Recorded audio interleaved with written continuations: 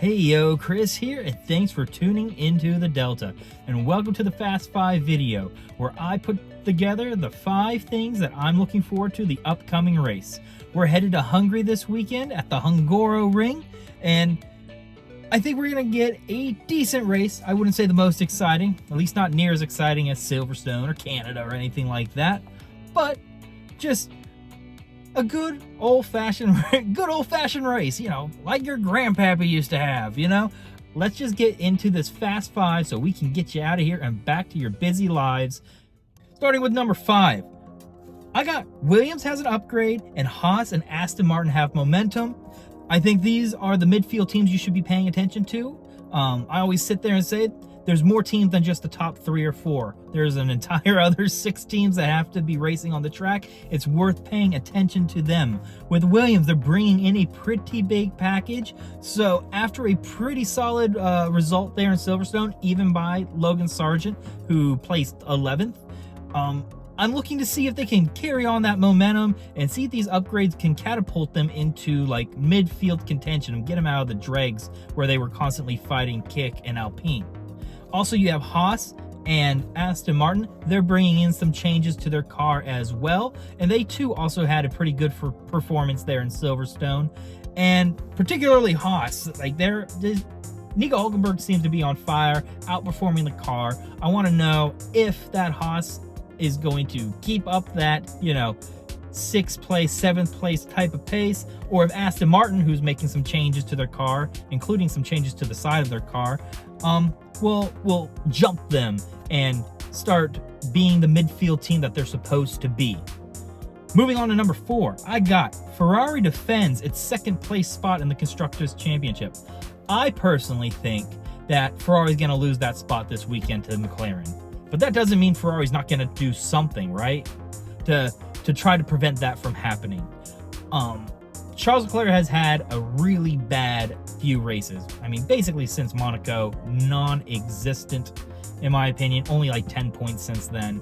And Carlos Sainz is just struggling to keep the car afloat and get the points he can.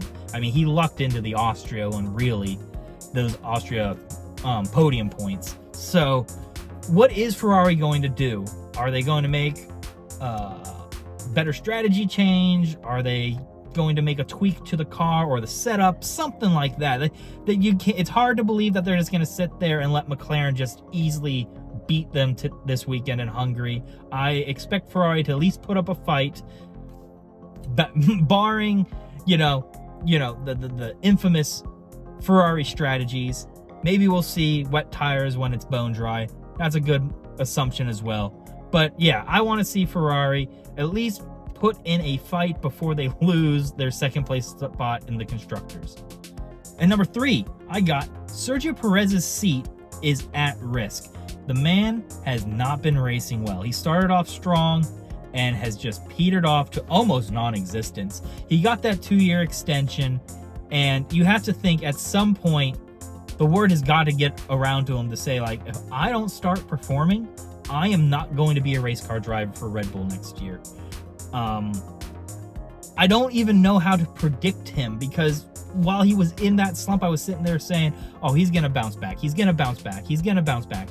And then he didn't. And then he qualified poorly. And then he binned it. And then he didn't. And then, we're running out of time to support Sergio Perez. It is now time for him to start showing us that he deserves to be in that 2nd seat there for Red Bull.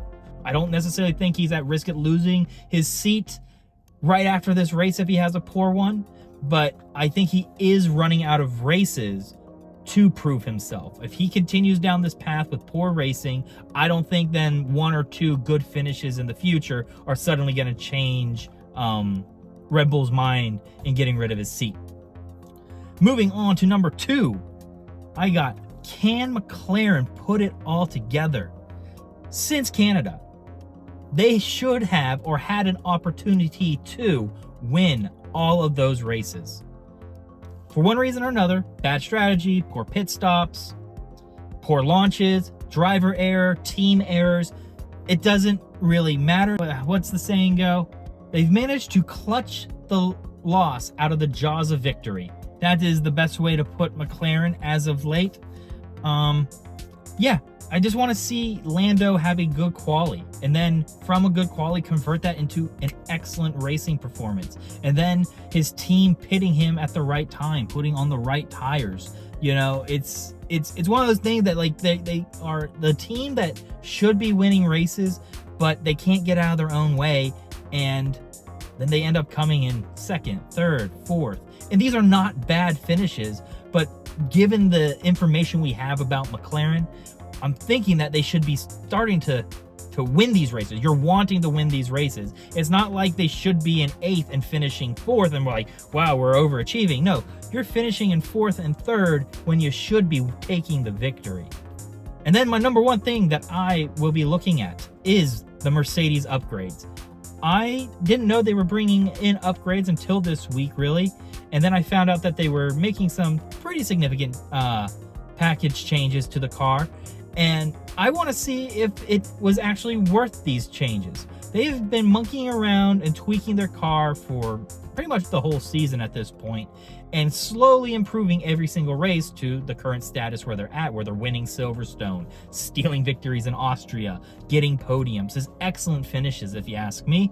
And I just hope that they're not going to monkey around too much with the formula they have, because they might end up downgrading their car.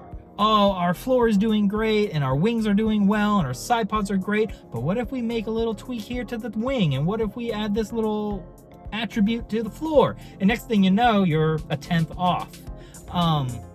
It's one of those situations where, like, you're really, really competitive. How much more competitive do you think you can get? Loud motorcycle that just drove by. Sorry about that.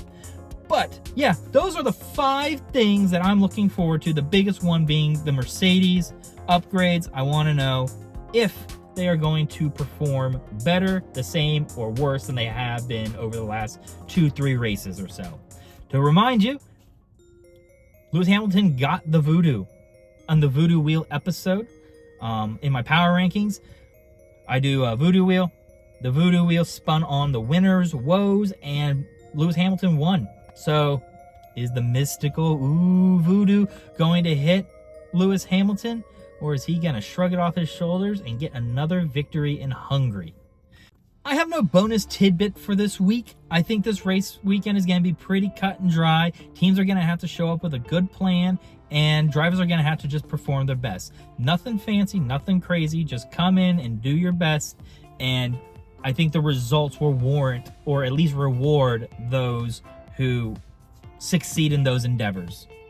I'd like to talk about the weather one more time.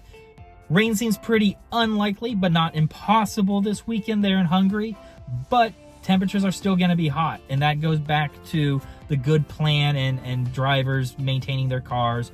With the high temperatures, I expect a little higher tire degradation, a little bit difficult to keep the cars cool, so drivers are going to have to be a little bit more of a maintenance team than they are just full bore.